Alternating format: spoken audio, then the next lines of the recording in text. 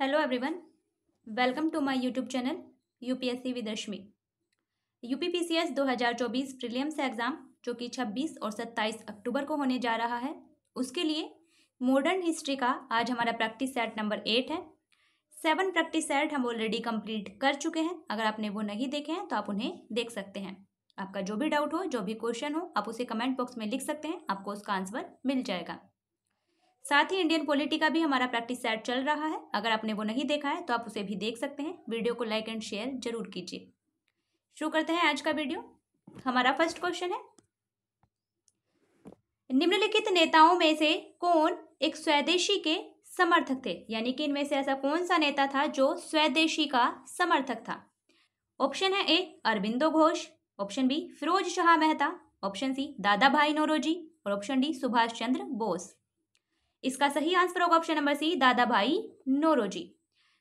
दादा भाई नौरोजी एक ऐसे नेता थे जो कि स्वदेशी के समर्थक थे। दादा भाई नौरोजी के साथ साथ गोपाल कृष्ण गोखले, बाल गंगाधर तिलक ये ऐसे नेता थे जो कि स्वदेशी के समर्थक थे। मतलब ब्रिटिश उत्पादों का बहिष्कार करना और स्वदेशी उत्पादों को प्रोत्साहित करना इनका उद्देश्य था। तो इसका सही आंसर है option number C. Next question है हमारा, सूची 1 को सूची 2 से मिलाना है। सूची 1 को सूची 2 से मिलाना है। एक तरफ है आंदोलन, दूसरी तरफ है उनसे संबंधित वर्ष। कौन सा आंदोलन किस वर्ष में हुआ था वो हमें बताना है। ए है हमारा असहयोग आंदोलन। असहयोग आंदोलन हुआ था 1920 में। तो ए का है हमारा 4। ए का 4 है। आपको जो पता हो, जो आपको का 100% कन्फर्म हो, आप उसे मिलाकर एक बार कूट की सहायता से एलिमिनेट करने की कोशिश कीजिएगा। हो सकता है कि एलिमिनेशन के माध्यम से आपको आपका आंसर मिल जाए। ए का 4 है। अगर हम कूट देखते हैं तो ए का 4 केवल एक ही ऑप्शन में है। ऑप्शन नंबर बी हमारा सही आंसर है। फिर भी आगे मिलाते हैं। बी है हमारा सविनय अवज्ञा आंदोलन। सविनय अवज्ञा आंदोलन हुआ था 1930 में। तो बी का है हमारा 3। सी है कांग्रेस मंत्रिमंडलों का गठन। कांग्रेस मंत्रिमंडलों का गठन हुआ था 1937 में। 1935 के भारत शासन अधिनियम के तहत 1937 में कांग्रेस मंत्रिमंडलों का गठन हुआ था। तो सी का है हमारा 2। और डी है भारत छोड़ो आंदोलन यानी कि क्विट इंडिया मूवमेंट, यह हुआ था 1942 में। डी का है हमारा 1। हमारा सही आंसर होगा 4 3 2 1 यानी कि ऑप्शन नंबर बी हमारा सही आंसर है। असहयोग आंदोलन 1920 में हुआ था। सविनय अवज्ञा आंदोलन 1930 में हुआ था। कांग्रेस मंत्रिमंडलों का गठन 1937 में हुआ था और भारत छोड़ो आंदोलन 1942 में हुआ था। ये सभी पॉइंट आपको ध्यान रखने हैं। इन सभी आंदोलनों की डेट आपको याद रखनी है। नेक्स्ट क्वेश्चन है हमारा, सूची 1 को सूची 2 से मिलाना है। एक तरफ है विभिन्न एक्ट और दूसरी तरफ है किस समिति की सिफारिश पर वो लाए गए थे या किसके प्लान पर आधारित थे। ए है हमारा इंडियन काउंसिल एक्ट 1909, जो 1909 का भारत शासन अधिनियम था। उसे हम मार्ले मिंटो सुधार के नाम से भी जानते हैं। वो मार्ले मिंटो सुधार पर आधारित था। तो ए का है हमारा 4, मार्ले मिंटो सुधार मार्ले मिंटो की सिफारिशों पर आधारित था। तो इंडियन काउंसिल एक्ट को 1909, इसे हम मार्ले मिंटो सुधार के नाम से भी जानते हैं, इसलिए ए का है हमारा 4। बी है भारत सरकार अधिनियम 1919। 1919 के भारत सरकार अधिनियम को हम मोंटेग्यू चेम्सफोर्ड सुधार के नाम से भी जानते हैं। तो बी का है हमारा 3। सी है भारत सरकार अधिनियम 1935 यानी कि government of India act 1935। Bharat सरकार अधिनियम 1935 साइमन कमीशन की रिपोर्ट और संयुक्त प्रवर कमेटी की सिफारिशों पर आधारित था। सी का है हमारा 2। और डी है स्वाधीनता अधिनियम 1947 यानी कि इंडिपेंडेंस एक्ट 1947, ये माउंटबेटन प्लान पर आधारित था। डी का है हमारा 1। हमारा सही आंसर होगा 4 3 2 1। Indian council act 1909 Morley Minto सुधार पर आधारित था। भारत सरकार अधिनियम 1919 मोंटेग्यू चेम्सफोर्ड सुधार पर आधारित था। भारत सरकार अधिनियम 1935 साइमन कमीशन की रिपोर्ट और संयुक्त प्रवर कमेटी की सिफारिशों पर आधारित था। और स्वाधीनता अधिनियम 1947 माउंटबेटन प्लान पर आधारित था। हमारा सही आंसर होगा 4 3 2 1।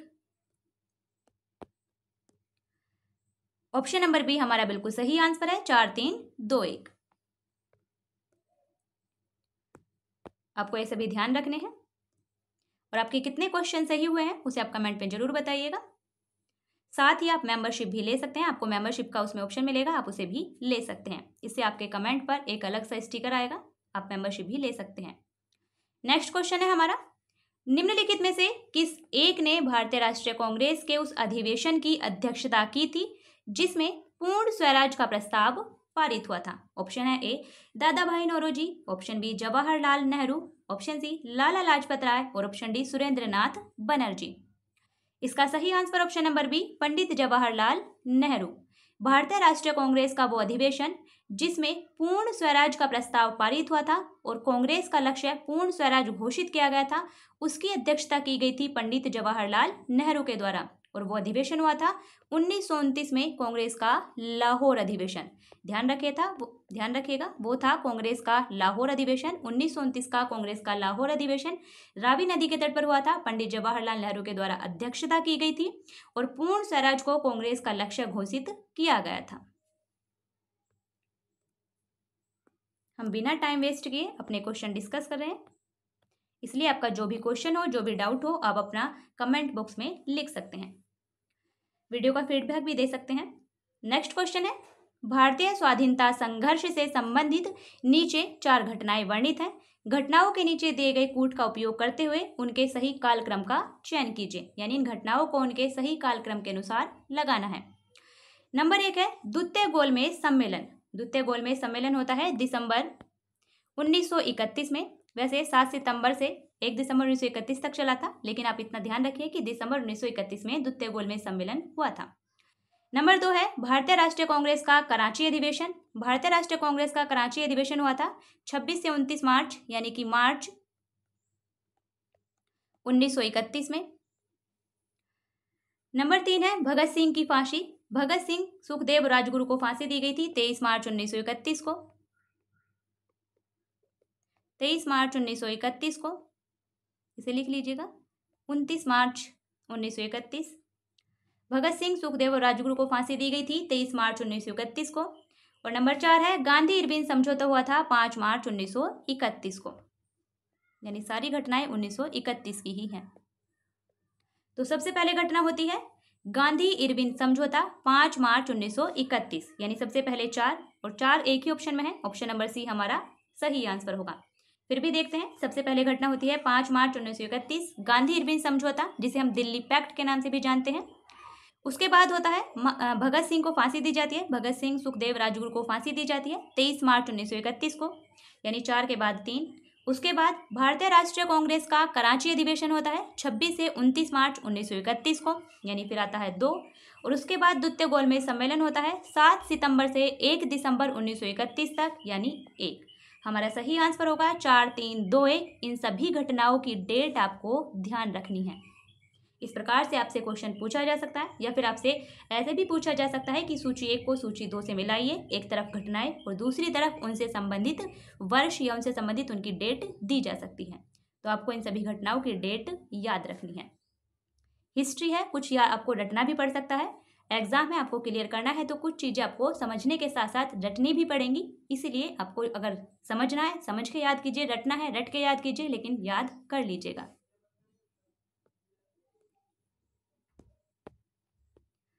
नेक्स्ट क्वेश्चन है, निम्नलिखित में से किस एक ने सुभाष चंद्र बोस को देश नायक कहा था? ऑप्शन है ए Mahatma Gandhi, option B Ram Manohar Lohia, option C Rabindranath Tagore और ऑप्शन डी सरदार वल्लभ भाई पटेल।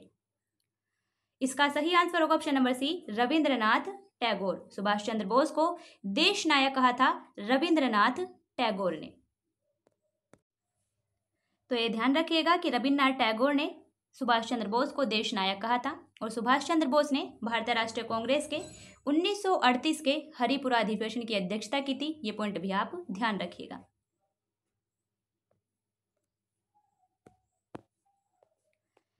नेक्स्ट क्वेश्चन है इसका, नेक्स्ट क्वेश्चन है हमारा, निम्नलिखित में से किस एक ने 1916 में लखनऊ में आयोजित भारतीय राष्ट्रीय कांग्रेस के वार्षिक अधिवेशन की अध्यक्षता की थी? ऑप्शन है ए Annie Besant, option B Lala Lajpat Rai, option सी मोतीलाल नेहरू और ऑप्शन डी AC मजूमदार, यानी कि अंबिका चरण मजूमदार।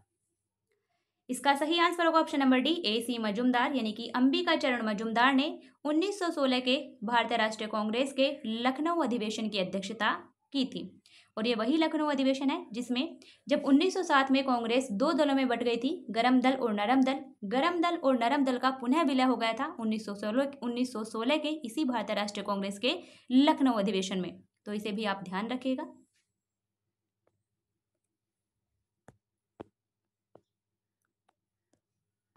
नेक्स्ट क्वेश्चन है, निम्नलिखित युग्मों में से कौन सा सुमेलित नहीं है। हमें बताना है कि इनमें से कौन सा गलत सुमेलित है। एक तरफ है विद्रोह, दूसरी तरफ है उनके नेतृत्वकर्ता। ऑप्शन है हमारा ए मुंडा विद्रोह। मुंडा विद्रोह का नेतृत्व किया गया था बिरसा मुंडा के द्वारा और मुंडा विद्रोह हुआ था 1899 से 1900 में। ये भी आप ध्यान रखिएगा। मुंडा विद्रोह हुआ था 1899 से 1900 में। मुंडा विद्रोह का नेतृत्व किया गया था बिरसा मुंडा के द्वारा। बिल्कुल सही सुमेलित है। ऑप्शन नंबर बी है संथाल विद्रोह। संथाल विद्रोह हुआ था 1855-56 में। संथाल विद्रोह हुआ था 1855-56 में और संथाल विद्रोह का नेतृत्व किया गया था सिद्धू कान्हू के द्वारा। तो ऑप्शन बी भी हमारा बिल्कुल सही सुमेलित है। ऑप्शन नंबर सी है अहोम विद्रोह। अहोम विद्रोह हुआ था 1828 में। अहोम विद्रोह हुआ था 1828 में। इसका नेतृत्व किया गया था गोमधर कुंवर के द्वारा। बिल्कुल सही सुमेलित है। और ऑप्शन नंबर डी है नायक विद्रोह। नायक विद्रोह हुआ था 1806 में। नायक विद्रोह हुआ था 1806 में और इसका नेतृत्व किया गया था अचल सिंह के द्वारा, ना कि ताना भगत के द्वारा। इसीलिए ये हमारा गलत सुमेलित है और हमें गलत ही बताना था। इसीलिए इसका सही आंसर है ऑप्शन नंबर डी। नायक विद्रोह का नेतृत्व किया गया था अचल सिंह के द्वारा। आपको ये सभी पॉइंट ध्यान रखने हैं, नेतृत्वकर्ता इन विद्रोह के और साथ ही उनका टाइम पीरियड भी आपको ध्यान रखना है।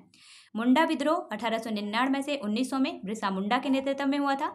संथाल विद्रोह 1855-56 में सिद्धू कान्हू के नेतृत्व में हुआ था। अहोम विद्रोह 1828 में गोमधर कुंवर के नेतृत्व में हुआ था और नायक विद्रोह 1806 में अचल सिंह के नेतृत्व में हुआ था। हो सकता है आपसे इनके नेतृत्वकर्ता ना पूछकर उनका टाइम पीरियड पूछ लिया जाए, इसीलिए आपको इन सभी को याद करना है। नेक्स्ट क्वेश्चन है, जिस गवर्नर जनरल ने दास प्रथा को समाप्त किया वह कौन था। ऑप्शन है A Sir John Shore. Option B Lord William Bentinck. Option C Lord Ellenborough और ऑप्शन डी लॉर्ड कॉर्नवालिस। इसका सही आंसर है option number C Lord Ellenborough. Governor general Lord Ellenborough के द्वारा दास प्रथा को पूरी तरह से समाप्त कर दिया गया था भारत से 1843 में। तो गवर्नर जनरल लॉर्ड एलनबरो वो गवर्नर जनरल थे जिन्होंने दास प्रथा को समाप्त किया था पूरी तरह से। इसीलिए इसका सही आंसर ऑप्शन नंबर सी।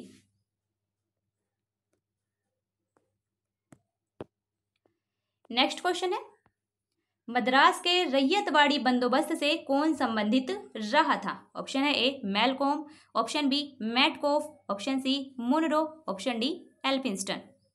मद्रास के रैयतवाड़ी बंदोबस्त से संबंधित रहा था मुनरो। इसलिए इसका सही answer option number C. Ryotwari व्यवस्था मद्रास में शुरू की गई थी कैप्टन अलेक्जेंडर रीड और टॉमस मुनरो के द्वारा। इसीलिए इसका सही आंसर होगा मुनरो, कि मद्रास में रैयतवाड़ी बंदोबस्त से संबंधित थे मुनरो और साथ ही कैप्टन अलेक्जेंडर रीड भी इससे संबंधित है। ध्यान रखिएगा। रैयत का मतलब होता है किसान, यानी इस व्यवस्था में किसान को सीधे ही भूमि का मालिकाना हक दिया गया था। किसान सीधे ही अपने भू राजस्व की जो उसे भू राजस्व चुकाना होता था, किसान सीधे ही सरकार को भू राजस्व चुका सकता था। तो मद्रास की रैयतवाड़ी बंदोबस्त उससे संबंधित थे कैप्टन अलेक्जेंडर रीड और sir Thomas Munro.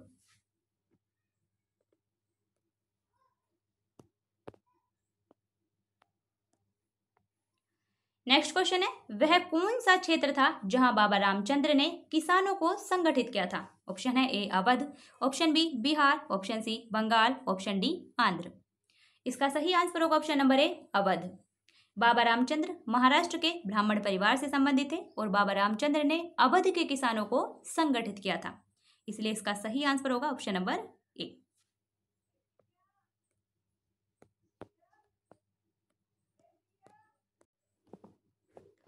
Next question है, वह कौन सी जगह थी जहां अखिल भारतीय किसान सभा का पहला अधिवेशन हुआ था। ऑप्शन है A Allahabad. Option B Calcutta. Option C Lucknow और ऑप्शन डी पटना। इसका सही answer option number C Lucknow. Akhil Bharatiya Kisan सभा की स्थापना की गई थी 1936 में लखनऊ में, और लखनऊ में ही अखिल भारतीय किसान सभा का पहला अधिवेशन हुआ था। इसलिए इसका सही आंसर होगा ऑप्शन नंबर सी। अखिल भारतीय किसान सभा के अध्यक्ष बनाए गए थे स्वामी सहजानंद सरस्वती और महासचिव बनाए गए थे एनजी रंगा। ये भी आप ध्यान रखिएगा।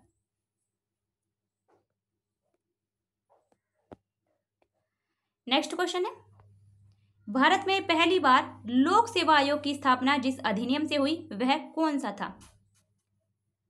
ऑप्शन है A Indian council act 1892, option B council act 1909, option C government of India act 1919 और option D government of India act 1935। इसका सही answer option number C government of India act 1919। Bharat में पहली बार लोक सेवा आयोग की स्थापना की गई थी 1919 के गवर्नमेंट ऑफ इंडिया एक्ट के माध्यम से और 1919 के भारत शासन अधिनियम के तहत 1926 में संघ लोक सेवा आयोग का गठन किया गया था। तो ये आप ध्यान रखिएगा।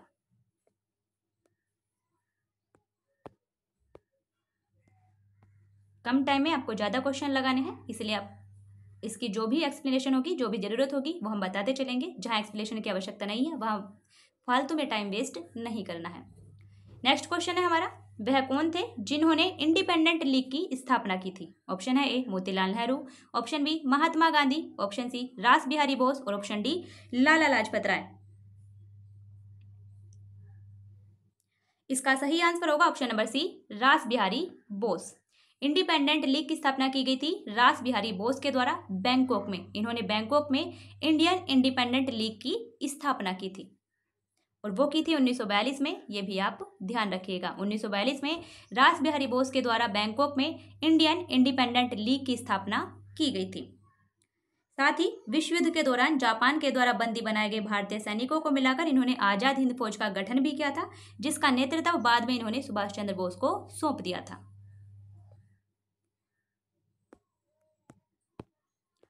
नेक्स्ट क्वेश्चन है हमारा, वह कौन थे जिन्होंने अनुशीलन समिति की स्थापना की थी? ऑप्शन है A P Mitra, option B Varinder Ghosh, option C V D Savarkar, option D Narendra Gosain. इसका सही आंसर होगा option number A P Mitra. Anushilan committee की स्थापना की गई थी पी मित्रा के द्वारा 1902 में। ध्यान रखिएगा, अनुशीलन समिति की स्थापना की थी 1902 में सतीश चंद्र बोस और पी मित्रा दोनों के द्वारा मिलकर की गई थी। सतीश चंद्र बोस और पी मित्रा, सतीश चंद्र बोस और पी मित्रा के द्वारा अनुशीलन कमेटी की स्थापना की गई थी 1902 में।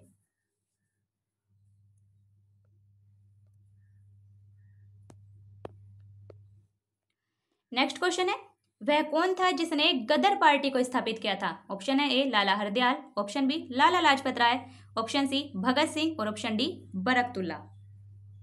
इसका सही आंसर होगा option number A Lala Hardayal. Ghadar party के संस्थापक थे लाला हरदयाल और लाला हरदयाल पंजाब के क्रांतिकारी नेता थे। ध्यान रखिएगा।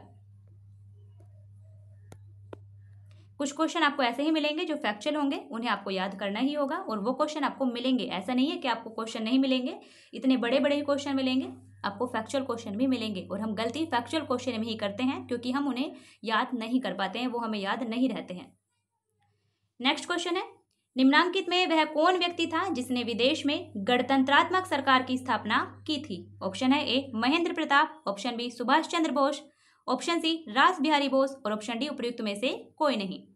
इसका सही आंसर होगा option number A Mahendra Pratap. Raja Mahendra Pratap इन्होंने विदेश में गणतंत्रात्मक सरकार की स्थापना की थी दिसंबर 1915 में। प्रथम विश्व युद्ध के समय इन्होंने दिसंबर 1915 में अफगानिस्तान के काबुल नगर में सरकार की स्थापना की थी। वहां अंतरिम भारतीय सरकार की स्थापना इन्होंने वहां पर की थी। तो ध्यान रखिएगा, दिसंबर 1915 में अफगानिस्तान के काबुल में अंतरिम भारतीय सरकार की स्थापना राजा महेंद्र प्रताप के द्वारा की गई थी।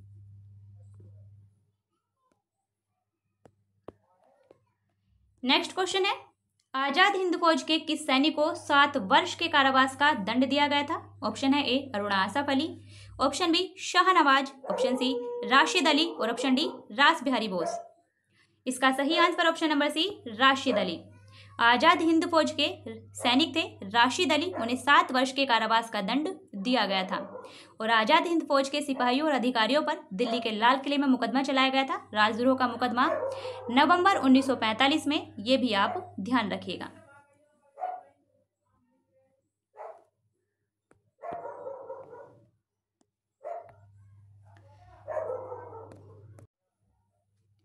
नेक्स्ट क्वेश्चन है, निम्नलिखित घटनाओं को उनके सही कालक्रम में प्रस्तुत कीजिए। सबसे पहली घटना है हमारी लखनऊ समझौता यानी कि लखनऊ पैक्ट। लखनऊ समझौता हुआ था 1916 में। नंबर 2 है गांधी इरविन समझौता, ये हुआ था 5 मार्च 1931 को। नंबर 3 है पूना समझौता यानी कि पूना पैक्ट, ये हुआ था 1932 में, सितंबर 1932 में। और नंबर 4 है सविनय अवज्ञा आंदोलन की अंतिम रूप से वापसी, ये हुई थी 1934 में। तो सबसे पहली घटना हुई थी लखनऊ समझौता 1916 में। उसके बाद घटना होती है गांधी इरविन समझौता 5 मार्च 1931 को। उसके बाद घटना होती है पूना पैक्ट यानी कि पूना समझौता सितंबर 1932 में। और उसके बाद घटना होती है सविनय अवज्ञा आंदोलन की अंतिम रूप से वापसी, फाइनली वापसी 1934 में। हमारा सही आंसर होगा 1, 2, 3 और 4 यानी कि ऑप्शन नंबर बी हमारा बिल्कुल सही आंसर है। ये घटनाएं उनके सही कालक्रम में ही दी गई हैं।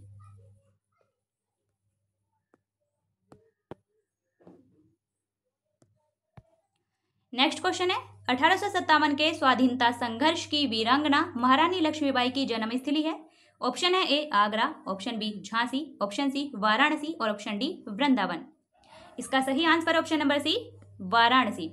1857 के स्वाधीनता संघर्ष की वीरांगना महारानी लक्ष्मीबाई, झांसी की महारानी लक्ष्मीबाई, इनकी जन्मस्थली है वाराणसी। इनका 13 वर्ष की अल्पायु में ही झांसी के राजा गंगाधरराव से विवाह हो गया था और महारानी लक्ष्मीबाई यानी कि लक्ष्मीबाई की मृत्यु हो गई थी 1858 में। 1858 में ये ग्वालियर में वीरगति को प्राप्त हो गई थी।